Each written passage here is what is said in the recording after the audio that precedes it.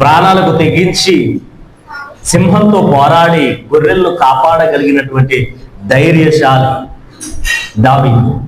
దావీదు పేరు చెబితే చుట్టుపక్కల ఉన్నటువంటి, అనగా ఇజ్రాయెల్ రాజ్యానికి ఉన్నటువంటి చుట్టుపక్కల ఉన్నటువంటి రాజులందరూ భయపడతారు, వణుకుతారు. అలాంటి వ్యక్తిత్వం కలిగినటువంటి రాజుగా ప్రభుత్వ ప్రియులారా అద్భుతమైన సైన్యాన్ని తయారు చేశాడు.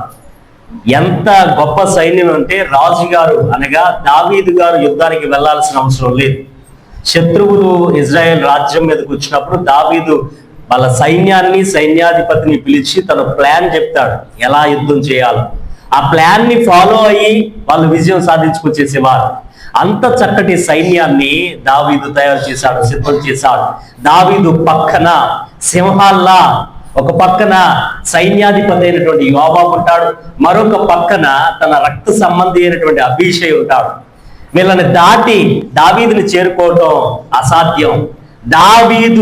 దావీదు అని పలకడం కష్టం. ఎందుకంటే ఆయన రాజుగారు, ఆయన్ని మహారాజు అని పిలిచేవారు.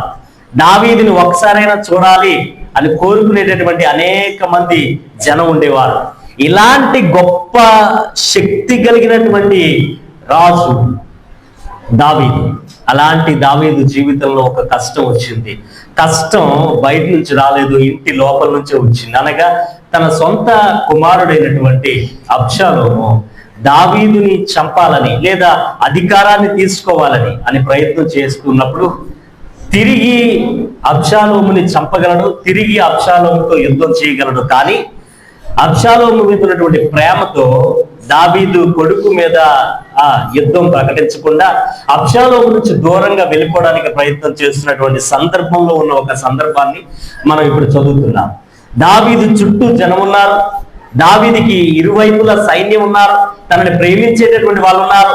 దావీదు మధ్యలో నడుచుకుంటూ వెళుతూ ఉంటుంటే ఒక ముసుగు కప్పుకుని తన కుమారుడి పక్షంగా వచ్చినటువంటి సిగ్గును దాచుకుంటూ తను ఒక ప్రాంతంలో నడుచుకుంటూ వెళుతూ ఉంటే ఎంత గొప్ప రాజైనటువంటి దావీదును చూసి సౌలుకు బంధువైనటువంటి, సౌలు కుటుంబంలో బంధువుడైనటువంటి ఒక వ్యక్తి షిమి, అతని పేరు షిమి అనేటటువంటి ఒక వ్యక్తి వచ్చి దావీదుని చూసి దావీదు మీద రాళ్ళు విసరడం ప్రారంభించాడు, దావీదుని తిట్టడం ప్రారంభించాడు, దావీదుని శపించడం ప్రారంభించాడు. చీ హో అని మనం ఎవరినంటాం? కుక్కను అంటాం. గమనించండి, దావీదును చూసి షిమి ఇలాగే అంటున్నాడు, చీ హో, చీ హో, నువ్వే సౌలు రాజుని చంపేశావు, అధికారం కోసం నువ్వు కుర్చీ ఎక్కాలని సౌలు రాజుని, సౌలు కుటుంబంలో ఉన్నటువంటి వాళ్ళందరినీ చంపేశావు. కాబట్టే దేవుడు చూశాడు కనుకనే దేవుడు నీకు గతి పట్టించాడు అని చెప్పి రాళ్ళు విసురుతున్నాడు షిమి. గమనించండి, శపిస్తున్నాడు, శాపనార్థాలు పెడుతున్నాడు, చీ పో అని తిడుతున్నాడు. గమనించండి, ఇది విన్నటువంటి చుట్టుపక్కల ఉన్నటువంటి సైన్యం, చుట్టుపక్కల ఉన్నటువంటి జనం, ఇటుపక్కల ఉన్నటువంటి యోవాబు, అటుపక్కల ఉన్నటువంటి అభిషై, వాళ్ళకి కోపం పెరిగిపోయింది. వాళ్ళు అణుచుకోలేకపోయారు, సహనాన్ని విడిచిపెట్టేశారు, ఓపిక నశించిపోయింది. అన్నా ఏంటన్నా సైలెంట్ గా ఉన్నావు? నువ్వు ఎలాంటోడువన్నా, ఎలా బతికావన్నా, ఎన్ని యుద్ధాలు చేసావన్నా, చిన్నప్పుడే గొల్యాతుని చంపావన్నా, అన్నా నీ పేరు చెబితే చుట్టుపక్కల ఉన్న రాజ్యాలన్నీ ఉనికిపోతాయి. ఆయన అన్నా నువ్వు మా ఏలినవాడవు, అనగా నువ్వు మాకు దేవుడిపో సమానం, నిన్ను పట్టుకుని వాడు చీ పో అని శాపనార్థాలు పెడితే మౌనంగా ఉంటావేంటన్నా? ఒకే ఒక్క మాట చెప్పన్నా, ఒకే ఒక సైగ చేయన్నా. అభిషేక్ అంటున్నాడు, వెళ్ళి వాడి తల తీసుకొచ్చి నీకు ఇస్తా. గమనించండి, పక్కనున్న వాళ్ళకి సహనం నశించిపోయింది, ఓపిక నశించిపోయింది. కానీ ఎంత అద్భుతమైన గొప్ప జీవితాన్ని కలిగి ఉన్నటువంటి రాజు అయినటువంటి దావీదు మాత్రం ఏమి అన్నట్లా మౌనంగా ఉన్నాడు. పైగా అంటాడు, ఆ సెరూయా కుమారులారా ఆగండి, ఒకవేళ దేవుడే పంపాడేమో షిమిని నన్ను శపించటానికి, దావీదును శపించమని దేవుడే అతనికి సెలవిచ్చాడేమో. ఆపడానికి నేనెవరో, ఆపడానికి మీరెవరో, అయినా నా కడుపున పుట్టిన నా కొడుకే నన్ను చంపాలని చూస్తున్నాడు. ఈ బెన్యామీను వంశంలో పుట్టినటువంటి ఈ వ్యక్తి ఎంత చేస్తే అందులో ఆశ్చర్యమే ఉంది. ఒకవేళ దేవుడే సెలవిచ్చాడేమో దావీదుని శపించమని, దేవుడే సెలవిచ్చాడేమో దావీదుని తిట్టమని, తిట్టనివ్వండి. తిడితే ఏమైంది? రాళ్ళు విసిరితే ఏమైంది? శాపనార్థాలు పెడితే ఏమైంది? ఛీ పో అని కుక్కనన్నట్టుగా నన్నంటే ఏమైంది? ఒకవేళ ఈ తిట్లన్నీ విని ఈ శాపనార్థాలు వినైనా దేవుడు నన్ను దీవిస్తాడేమో, దేవుడు నన్ను కనికరిస్తాడేమో. గమనించండి, ఇంత సీన్ జరుగుతున్నా దావీదు ఒకటి మాత్రం విడిచిపెట్టలేదు. ఏంటది? ఏం విడిచిపెట్టలేదు? సహనాన్ని మాత్రం విడిచిపెట్టలేదు. ప్రభువుని ప్రియులారా, దావీదుని చూడాలి అనే ఆశ కలిగినటువంటి అనేక మంది ఉన్నటువంటి అలాంటి అంత ఫేమస్ రాజు అయినటువంటి దావీదు ఈ సందర్భంలో తను సహనాన్ని మాత్రం విడిచిపెట్టట్లా. ఎందుకు సౌలు తర్వాత దేవుడు దావీదుని సెలెక్ట్ చేశాడు? ఎక్కడో ఒక మూల యెష్షయి అనేటటువంటి వ్యక్తికి పుట్టినటువంటి చివరి కుమారుడైనటువంటి గొర్రెలు కాచుకునే ఏదో ఒక మూలను బతికే ఆ కుర్రోడిని ఎందుకు దేవుడు పనిగట్టుకుని సెలెక్ట్ చేసి ఇశ్రాయేలు రాజ్యానికి రాజును చేశాడో, ఇలాంటి సందర్భాలు మనం చదివితే అర్థమవుతుంది దేవుడు ఎంత చక్కగా ఆలోచన చేశాడని. దేవునికి స్తోత్రం. దావీదు ఎంత జరుగుతున్నా తన సహనాన్ని కోల్పోలేదు, ఎంత జరుగుతున్నా తన సహనాన్ని విడిచిపెట్టలేదు. ప్రభువుని ప్రియులారా, తన జీవితంలో ఎన్నో గొప్ప విజయాలు సాధించినటువంటి దావీదు ఈ సందర్భంలో మాత్రం తన సహనాన్ని విడిచిపెట్టలేదు. అందుకే తను కీర్తన రాస్తూ ఈ మాట అంటాడు. కీర్తన గ్రంథం 40వ కీర్తన 1వ వచనం చదువుతారా? 40వ కీర్తన 1వ వచనం. యెహోవా కొరకు నేను సహనముతో కనిపెట్టుకొంటిని, ఆయన నాకు చెవియొగ్గి. దేవునికి స్తోత్రం. దావీదు కీర్తన రాస్తూ అంటున్నాడు, ఏంటో తెలుసా? యెహోవా కొరకు నేను ఎలా కనిపెడుతున్నాను?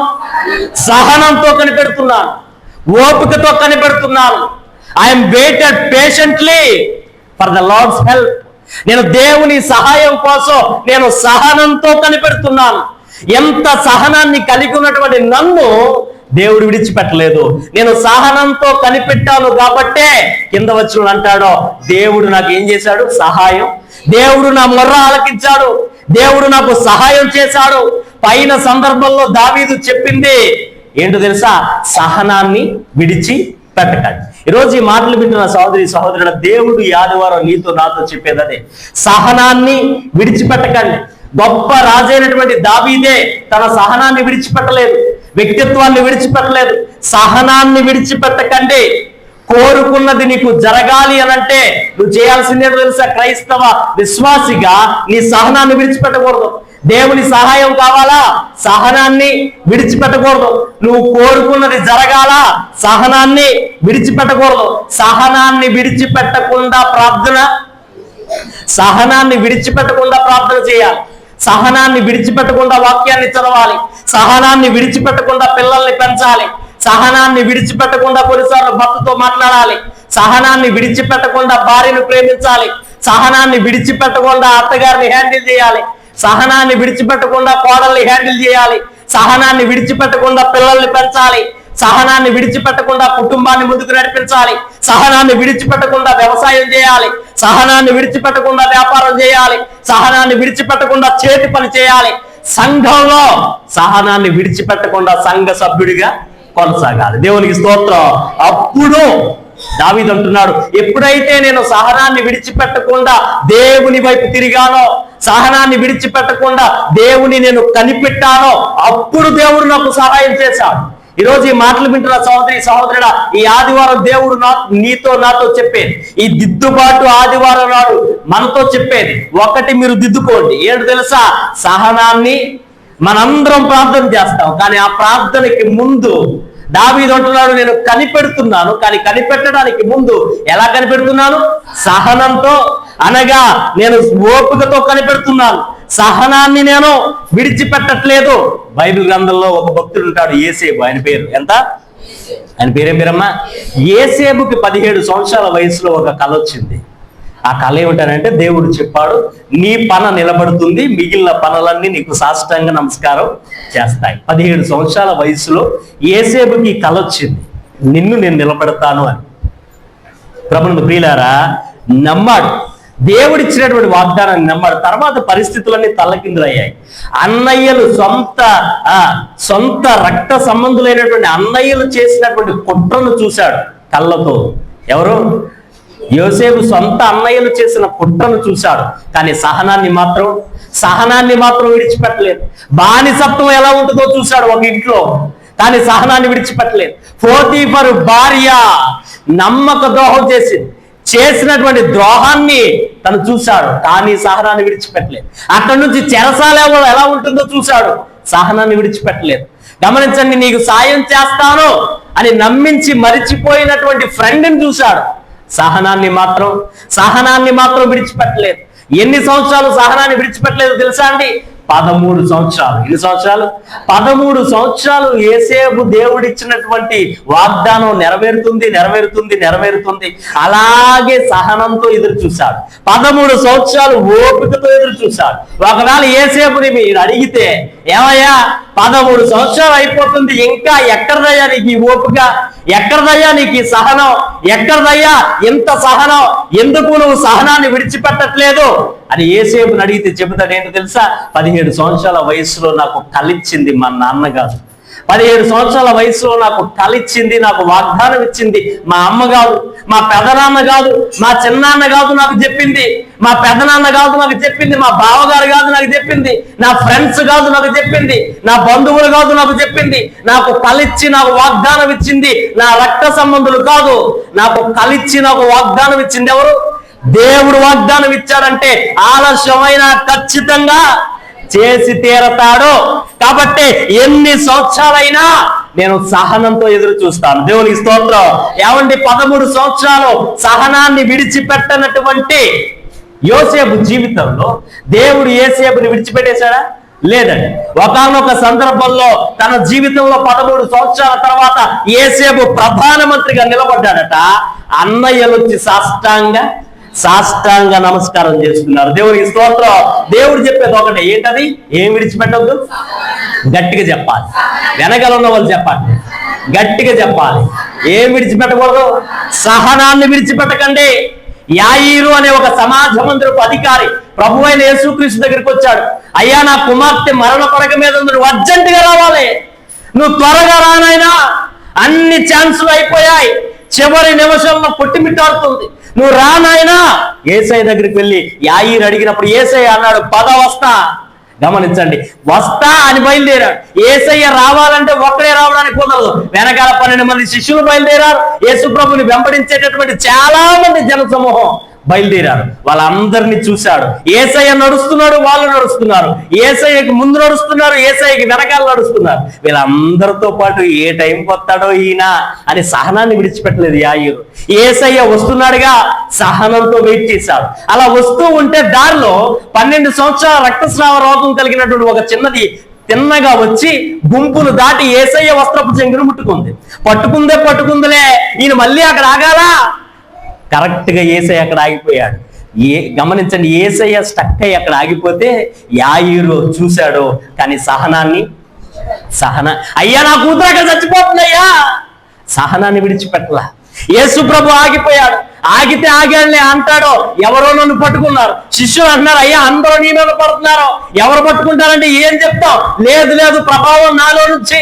ఇంత డిస్కషన్ జరుగుతుంటే యాయీరు ఏం విడిచిపెట్టలా? ఒక పక్కన కూతురు చచ్చిపోయేలా ఉందయ్యా, సహనాన్ని విడిచిపెట్టలా. యేసయ్య ఊరుకోలా, లేదు నా ప్రభావం నాలో నుంచి వెళ్ళింది, ఎవరో నన్ను పట్టుకున్నారు.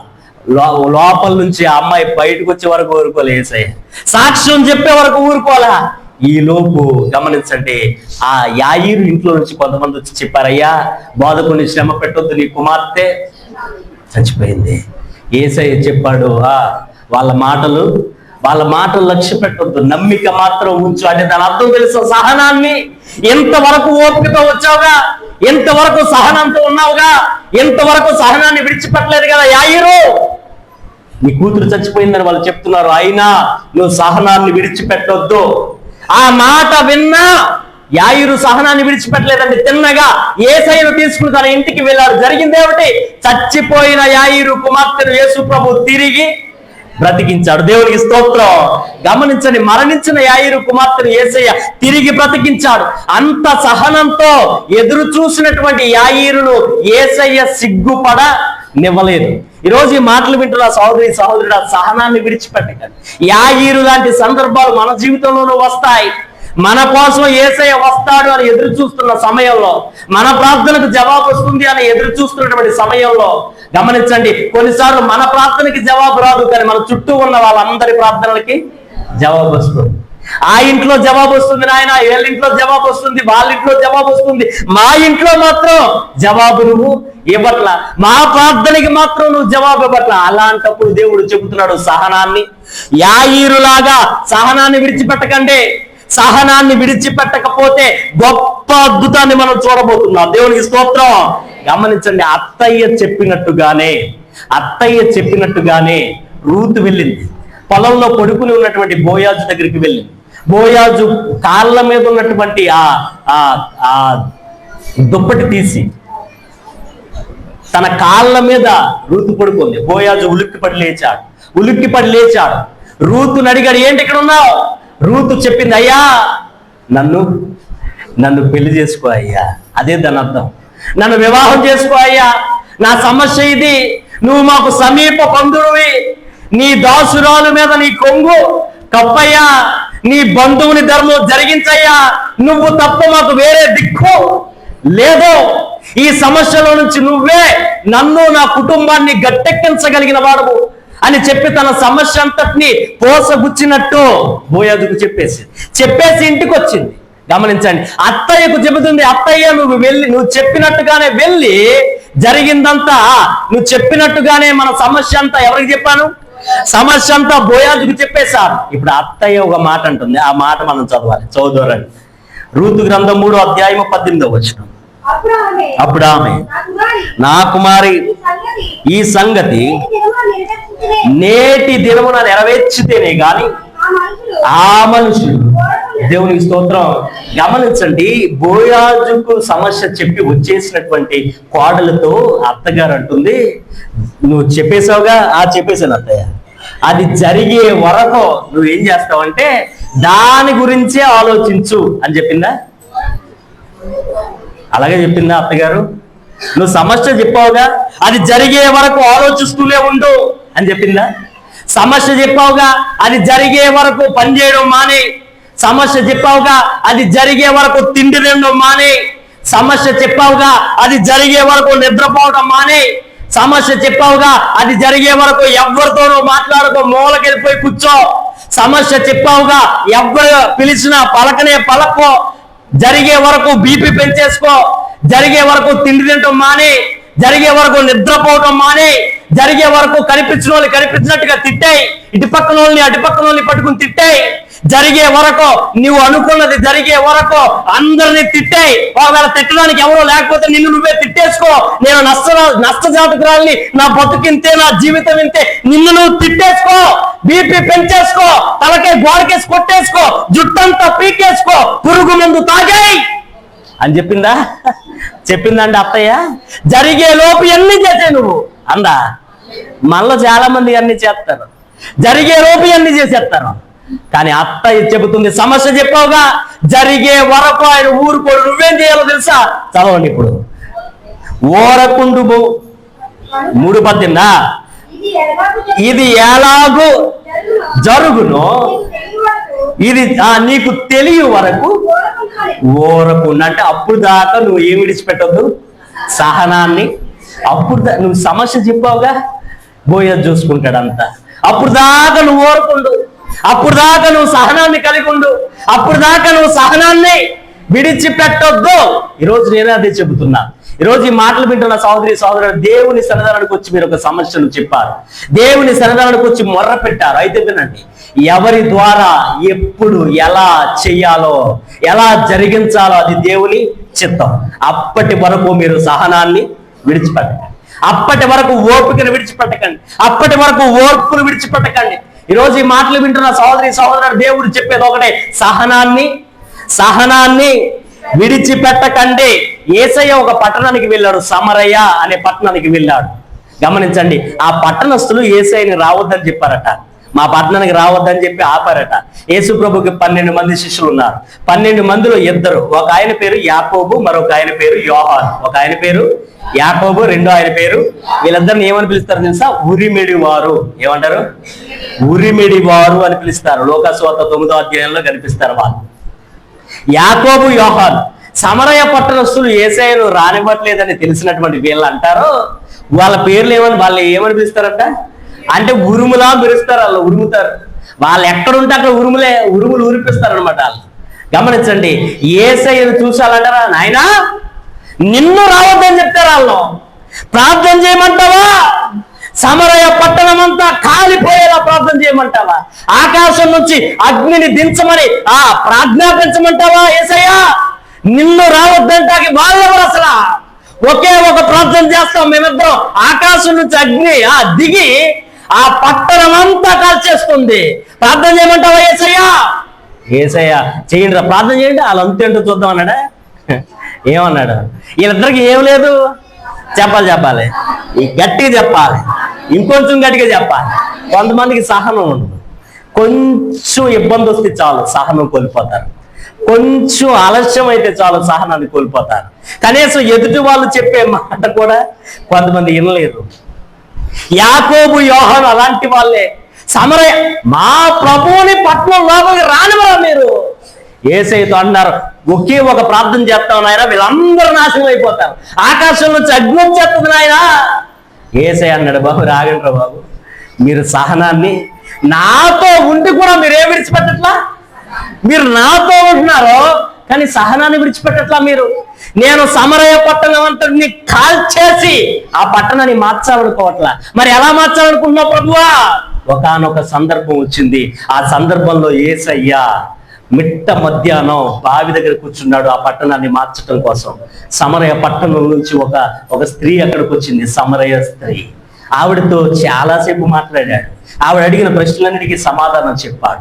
ప్రభు అయిన యేసుక్రీస్తు మధ్యాహ్నం పూట సమరయ స్త్రీతో ఓపికతో, ఓర్పుతో, సహనంతో ఆవిడ అడిగిన ప్రశ్నలన్నిటికీ సమాధానం చెప్పి సువార్త ప్రకటించాడు. ఫలితంగా సమరయ పట్టణం అంతటిని మార్చేశాడు ప్రభు. దేవునికి స్తోత్రం. ఒకప్పుడు మా పట్టణంలోకి రావద్దు అని చెప్పినటువంటి వాళ్ళే యేసయ్యను బతిమాలుకున్నారు, యేసయ్యా మమ్మల్ని విడిచిపెట్టి వెళ్ళొద్దు నాయన, మాతో ఉండు నాయన, మాతో ఉండు నాయన. ప్రభుత్వ ప్రియులారా, యేసయ్య సహనంతో గెలిచాడు, సహనంతో సమరయ పట్టణాన్ని మార్చేశాడు. ఈరోజు ఈ మాటలు వింటున్న సహోదరి సహోదరుడా, దేవుడు చెప్పేది అదే, సహనాన్ని విడిచిపెట్టకండి. కళ్ళ ముందు అద్భుతాలు మీరు చూస్తారు. దేవునికి స్తోత్రం. ఏం చూస్తారు? అద్భుతాలు చూడాలంటే ఏం విడిచిపెట్టకూడదు చెప్పాలి. ఏం విడిచిపెట్టకూడదు? ఒక పెద్ద మనిషి ఒక ద్విచక్ర వాహనం మీద వెళ్తున్నాడంట, ఒక బండి వేసుకుని ఒక బైక్ తోలుకుంటూ వెళ్తున్నాడు. ఫుల్గా పానీయం తాగేశాడు, ఊగిపోతున్నాడు, అటు ఇటు ఊగిపోతూ ఆ ద్విచక్ర వాహనం నడిపించుకుంటూ వెళ్తున్నాడు, ఊగిపోతూ బండి డ్రైవ్ చేస్తున్నాడు. మధ్యలో సెంటర్లో పోలీసులు ఉన్నారు. ఎవరున్నారు? ఎస్ఐ గారు పక్కన నుంచి ఉన్నారు, జీప్ దగ్గర కానిస్టేబుల్ అందరూ చెక్ చేస్తున్నారు. ఈయన ఈ పెద్ద మనిషి ఊగిపోతూ బండి తోలుకుంటూ వస్తున్నాడు. కానిస్టేబుల్కి అర్థమైపోయింది ఈడేదో మొత్తానికి తేడాగానే ఉన్నాడు. బండి ఆపాడు, దిగ్. స్టాండ్ వేయడానికి ఇబ్బంది పడితే కానిస్టేబుల్ గారే స్టాండ్ వేసి కిందకి దించాడు చేయి పట్టుకొని. ఏరా ఇంత ఫుల్లుగా తాగడం అవసరమా? నేను తాగలేదు కానిస్టేబుల్ గారు అన్నాడు. నువ్వు చెప్తుంటే అర్థమవుతుందిరా. గమనించండి, ఊగిపోతాడు ఫుల్లుగా, అటు ఇటు మాట్లాడుతుంటే నీ పేరేంటి అని చెప్పేస్తుంటే తడబడిపోతాడు, మాట సరిగా రావట్లా. కానిస్టేబుల్ గారికి కోపం వచ్చేసింది. రే ఎంత ఫుల్లుగా తాగితే చచ్చిపోతావురా నాయనా అంటే అంటాడంట, కానిస్టేబుల్ గారు అసలు నా బ్లడ్ లో డెత్ లేదు అంటాడంట. ఏంటది? నా బ్లడ్ లో ఏం లేదు, అసలు నా బ్లడ్ లో డెత్ లేదు కానిస్టేబుల్ గారు, నీకు బాగా ఎక్కువైందిరా. ఎక్కువటం కాదండి, నిజమండి, నేను చావనండి అసలు. ఎందుకు చావరా? మా నాన్న ఫ్లైట్ లో నుంచి దూకేశాడు అయినా చావలా. మా అమ్మ రైలు పట్టాల మీద పడుకుంది అయినా చావలా. మా తమ్ముడు పురుగుల మందు తాగేశాడండి అయినా చావలా. ఎస్ఐ గారు, కానిస్టేబుల్ గారు, నా రక్తంలో చావే లేదు, ఫైన్ కట్టరా, ఫైన్ లేదు, ఏం లేదు అన్నాడు. కోపం వచ్చేసింది. రే ఇలా కాదురా నిన్నని చెప్పి కానిస్టేబుల్ మీదకి వెళ్ళిపోతాడు కొట్టబోతానికి. ఎస్ఐ గారు వచ్చారు. రే ఆగా కానిస్టేబుల్ లేపాడు. ఇలాంటి వాళ్ళతో మాట్లాడేటప్పుడు సహనంతో మాట్లాడాలి. దేవునికి స్తోత్రం. ఎలా మాట్లాడాలి? ఎందుకంటే వాళ్ళు ఏం మాట్లాడతారో మనకు తెలియదు. వాళ్ళు ఏం మాట్లాడతారో వాళ్ళకే తెలియదు. ఇలాంటి వాళ్ళను డీల్ చేసేటప్పుడు, ఇలాంటి వాళ్ళతో మాట్లాడేటప్పుడు మనం ఎలా మాట్లాడాలి? నేను అదే చెప్తున్నా. మన చుట్టూ ఇలాంటి వాళ్ళు కాకపోయినా ఇలాంటి వాళ్ళు కూడా ఉంటారు. అలాంటి వాళ్ళ మాటలకు మనం సహనంతో సమాధానం, సహనంతో మాట్లాడాలి. సహనాన్ని విడిచిపెట్టకూడదు. ఎలాంటి పరిస్థితులు మన చుట్టూ జరగవచ్చు, సహనాన్ని విడిచిపెట్టకూడదు. ఈరోజు ఈ మాటలు వింటున్న సహోదరుడా, దేవుడి ఆదివారం నీతో నాతో చెప్పాడు, సహనాన్ని విడిచిపెట్టకండి. నీ జీవితంలో దావీదు చెబుతున్నాడు, సహనాన్ని నేను విడిచిపెట్టకుండా దేవుని కోసం కనిపెట్టాను. దేవుడు నా ప్రార్థనకి జవాబు ఇచ్చాడు. గమనించండి, సింగపూర్లో ఒక భార్య భర్తకు విడాకులు ఇచ్చేసింది. ఎందుకు ఇచ్చేసిందా అని చూశాను నేను. ఆ కేసు అంతా కోర్టులో నిలబడి చెప్పింది జడ్జి గారికి, కాలుతో తన్నాడండి అని. ఎవరి మీద? భర్తను చూపించి చెప్తుంది, కాలుతో తన్నాడండి పెద్ద మనిషి. నేను అనుకున్నాను నిజంగా తప్పు. భార్యని కాలుతో తన్నడం ఏంటి, అసలు ఎంత తప్పు. గమనించండి, ఒకవేళ నేను ఆవిడని తన్నాడేమో, ఒకవేళ ఆవిడని తన్నకపోతే ఆవిడ ఇంట్లో వాళ్ళని, అంటే అత్తగారిని లేకపోతే వాళ్ళకి సంబంధించిన వాళ్ళు ఎవరైనా ఈ భర్త కాలుతో తన్నాడేమో అని అనుకున్నాను. ఆ కేసు ఎండింగ్ లో తను చెప్తుంది, కాలుతో తన్నాడండి. దేని తన్నాడు? నా పప్పీని కాలుతో తన్నాడు అంటుంది. ఏంటంట? పప్పీని కాలుతో తన్నాడంట. కొడుకులాగా పెంచుకుంటున్నాను నేను దాన్ని. ఎలాగా? కొడుకులాగా పెంచుకుని. ఏంటది పప్పి అంటే? కుక్క పిల్ల.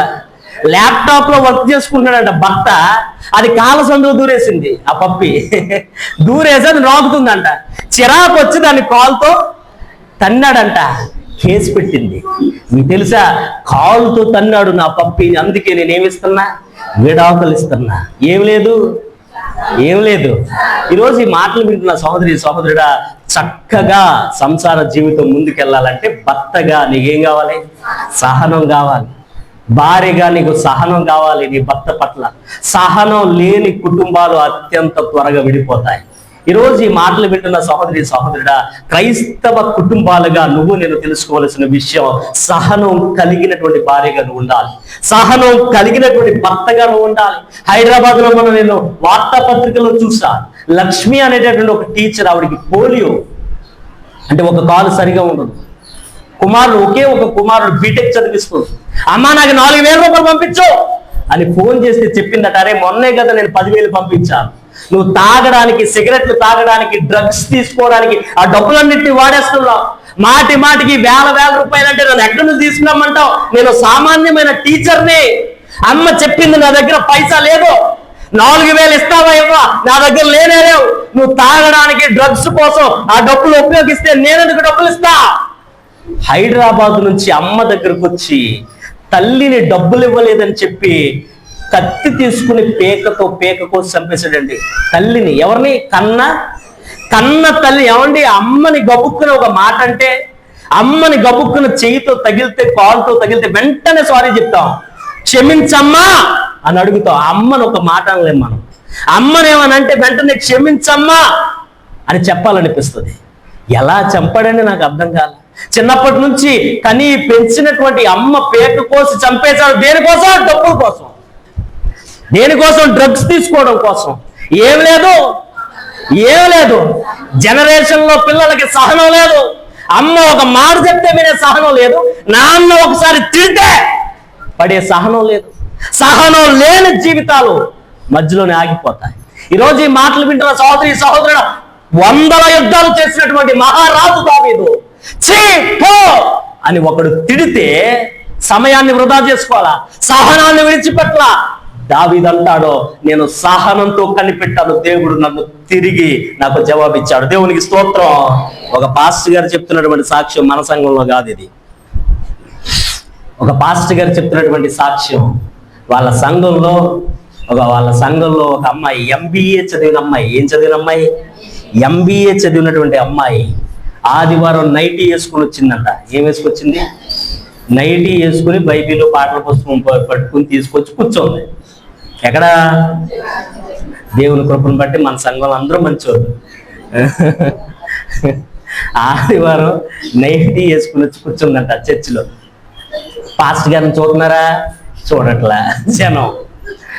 ఆ అమ్మాయిని పిలిచి పాస్టర్ గారు చెప్పారట, అమ్మ చాలా ప్రేమగా ఒక తండ్రి లాంటి హృదయంతో ఆ అమ్మాయికి చెప్పారట, అమ్మ చర్చిలోకి నైటీ వద్దమ్మా అని. నా మాట అలా విని వెంటనే తను తెచ్చుకున్న బైబిల్ పాటల పుస్తకం తీసుకుని ఇంటికి వెళ్ళిపోయిందంట. పాస్టర్ గారు అనుకున్నారట, అమ్మ నేను ఇలా చెప్పానో లేదో వెంటనే లోబడింది, వెంటనే నా మాటకి అంగీకరించింది. ఎంత మంచి అమ్మాయో అని అనుకునే కొన్ని నిమిషాలకే పెద్ద పెద్ద మీసాలు ఉన్న వాళ్ళ నాన్నని తీసుకొచ్చిందంట చర్చికి. ఎవరి మీద గొడవకి? ఏం లేదు, ఈ తప్ప పాస్టర్ గారు చెప్పింది. అదేంటో కొంతమంది మనస్తత్వాలు, పాస్టర్ గారు ఏది చెప్పినా తప్పే, అది మంచి చెప్పినా తప్పే, చెడు చెప్పినా తప్పే. ప్రభుత్వ ప్రియులారా, ఏది చెప్పినా తప్పే. కొంతమంది మనస్తత్వాలంటే పాస్టర్ గారి మీద పెద్ద పెద్ద మీసాలు ఉన్న వాళ్ళ నాన్నని తీసుకొచ్చిందంట. వాళ్ళ నాన్న వచ్చి మొదలెట్టారు, ఏమయ్యా ఎలా గడిపెడుతుంది మా అమ్మాయి, పూటకో డ్రెస్సు మార్చుకునే అమ్మాయి ఇలా గడిపెడుతుందా? డామ్ డూమ్ డుష్. అలా కాదండి, ఇలా ఏం పాస్టర్ నువ్వు? సహనం లేదు. దేవుని సేవకుడు ఒక మాట చెబితే, అందుకే నేను ఇలాంటివి చెప్పను, దేవునికి స్తోత్రం. సహనం లేదు ఇప్పుడు సంఘాల్లో. వారం రోజుల తర్వాత పాస్టర్ గారు ఏం మాట్లాడలా. వారం రోజుల తర్వాత ఇదే మీసాల తండ్రి మళ్ళీ వచ్చాడంట పాస్టర్ గారి దగ్గరికి. పాస్టర్ గారు ఏడ్చుకుంటూ వచ్చి, పాస్టర్ గారు ప్రార్థన చేయండి, మా అమ్మాయి. ఏమైంది అయ్యా? మా అమ్మాయి ఆటో డ్రైవర్ని తీసుకుని వెళ్ళిపోయింది, మా అమ్మాయి తిరిగి రావాలని ప్రార్థన చేయండి పాస్టర్ గారు. చెబితే వినే సహనం ఎవరికి ఉంది చెప్పండి? ప్రభువుని ప్రియులారా, దేవుడు చెప్పేది సహనాన్ని. ఒక తప్పు నీకు చూపిస్తే నువ్వు తెలివైన వాడవైతే, తెలివైన దానివైతే, ఈ దిద్దుబాటు ఆదివారం నువ్వు ఏం చేస్తావు? దిద్దుకుంటావు. దేవునికి స్తోత్రం. ప్రభువు వాళ్ళ ఆరాధన తీసుకుంటున్న ప్రియ సహోదరి సహోదరుల, మిమ్మల్ని మీరు దిద్దుకోండి, మిమ్మల్ని మీరు పరీక్షించుకోండి, మిమ్మల్ని మీరు సరి చేసుకోండి. దేవుడు ఈ ఆదివారం చెబుతున్నావు, చక్కగా ప్రార్థన చేస్తున్నావు, చక్కగా వాక్యాన్ని వింటావు, చక్కగా వాక్యం చదువుతున్నావు, చక్కగా మందిరానికి వస్తావు క్రమం తప్పకుండా. సహనం ఎక్కడా? ఓర్పు ఎక్కడా? ఓపిక ఎక్కడా? మందిరంలో ఒక గంట నువ్వు కూర్చున్నది సహనం కాదు, బయటికి వెళ్ళి నువ్వు జీవిస్తున్న జీవితంలో నీ సహనాన్ని చూపించు. నీ అత్తగారి దగ్గర సహనాన్ని చూపించు, నీ పిల్లల దగ్గర సహనాన్ని చూపించు, నీ భర్త దగ్గర సహనాన్ని చూపించు, నీ కోడల దగ్గర సహనాన్ని చూపించు, నీ కుటుంబాన్ని పోషించుకునే విషయంలో సహనాన్ని చూపించు, ప్రతి నెల బాకీలు కట్టే విషయంలో సహనాన్ని చూపించు, ఎవరో ఏదో అన్న మాట విషయంలో సహనాన్ని చూపించు, నీ బంధువుల విషయంలో నువ్వు సహనాన్ని చూపించాలి, కుటుంబాన్ని ముందుకు నడపడంలో నువ్వు సహనాన్ని చూపించాలి. దేవుడు చెప్పేది సహనాన్ని విడిచి పెట్టకండి, సహనాన్ని విడిచిపెట్టకండి. సహనం లేని వాళ్ళు, ఆ అమ్మ ఇంట్లో ఉండలేకపోయింది, ఎక్కడికో వెళ్ళిపోయింది. సహనం లేని వాళ్ళు నిదానంగా కుటుంబంలో, సహనం లేని వాళ్ళు నిదానంగా కుటుంబంలో ఉండలేరండి. సహనం లేని వాళ్ళు నిదానంగా మాట్లాడలేరు. సహనం లేని వాళ్ళు నిదానంగా అవతల వాళ్ళు చెప్పింది కూడా పూర్తిగా వినలేరు. మా తెలుసులే అమ్మా, మా తెలుసులేవయ్యా. సహనం ఉంటే నువ్వు వినడానికి ఇష్టపడతావు. సహనం లేని వాళ్ళు సరిగా మాట్లాడలేరు, సహనం లేని వాళ్ళు అవతల వాళ్ళు చెప్పింది వినలేరు, సహనం లేని వాళ్ళు అసలు నిదానంగా కుటుంబంలో ఉండలేరు, సహనం లేని వాళ్ళు సరిగా చదవలేరు, సహనం లేని వాళ్ళు సరిగా వ్యవసాయం చేయలేరు, సహనం లేని వాళ్ళు సరిగా ఏ పని చేయలేరు, సహనం లేని వాళ్ళు అసలు ప్రార్థన కూడా సరిగా చేయలేరు, సంఘ విశ్వాసిగా సరిగా ఉండలేరు. ఈరోజు ఈ మాటలు వింటున్న సహోదరి సహోదరుడా, యేసు ప్రభు చెప్పాడు, మిమ్మల్ని మీరు చిన్న పిల్లలంతా సహనాన్ని కలిగి మిమ్మల్ని మీరు తగ్గించుకోండి, అప్పుడు మీరు హెచ్చించబడతారు. దేవుడు చెప్పేది ఒకటే, ఈ ఆదివారం ఏం విడిచిపెట్టకండి. గట్టిగా చెప్పాలి, మా సహనంతో చెప్పండి. ఎన్నిసార్లు చెప్పినా పర్లా, ఏం విడిచిపెట్టకండి? సహనాన్ని విడిచిపెట్టకండి. దేవుడు అద్భుతమైన జవాబు ఇస్తాడు. ఒక రెస్టారెంట్ లో 5 ఫ్రెండ్స్ వెళ్ళారట, భోజనానికి కూర్చున్నారు. 5 ఫ్రెండ్స్, మెనూ కార్డు, వెయిటర్ వచ్చాడు ఆర్డర్ తీసుకోవడానికి. ఆ మెనూ కార్డు చూశారు అందరూ, అందరికి 5 మెనూ కార్డులు ఇచ్చారు. ఒక్కొక్క కార్డులో ఒక్కొక్క ఐటెం వాళ్ళు చెబుతున్నారు, నాకు ఈ పలానా ఐటెం తీసుకురండి, పలానా ఐటెం తీసుకురండి. రెస్టారెంట్లో డిన్నర్ చేయడానికి వెళ్ళారు, 4 ఆర్డర్ ఇచ్చారు. 5వ వ్యక్తి చాలాసేపు ఆలోచించి ఆర్డర్ ఇచ్చాడు. 4 ఆర్డర్లు వచ్చేసాయి. అంటే 4 ఆర్డర్ చేసిన ఫుడ్ వచ్చేసింది. ఫ్రెండ్స్ 4 చేసినటువంటి ఆర్డర్ చేసిన ఫుడ్ అంతా వచ్చేసింది. కానీ 5వ వాడు చేసినటువంటి ఆర్డర్ చేసినటువంటి ఐటెం మాత్రం ఇంకా రాలా. వాడిని చూసి వీళ్ళందరూ నవ్వుతున్నారు. ఎవరో మిగిలిన 4 నవ్వుతున్నారే, ఏం ఆర్డర్ చేసి, ఏదో తెలివైన వాళ్ళలాగా చూసి ఎతికి ఆర్డర్ పెడితే ఇలాగే ఉంటది, ఏం తెలిసిన ఆర్డర్ పెట్టావురా నువ్వు అని నవ్వుతున్నారు. మా ఫుడ్ వచ్చేసింది, నీ ఫుడ్గా వచ్చినట్టే అని చెప్పి మెల్లమెల్లగా వాడిని చూసి హేళన చేస్తూ నవ్వుతున్నాడు. ఆయన మాత్రం సహనంతో చూస్తాడు. దేనికోసం? ఆర్డర్ చేసిన ఫుడ్ కోసం. సహనంతో ఓపికతో కనిపెడుతున్నాడంట.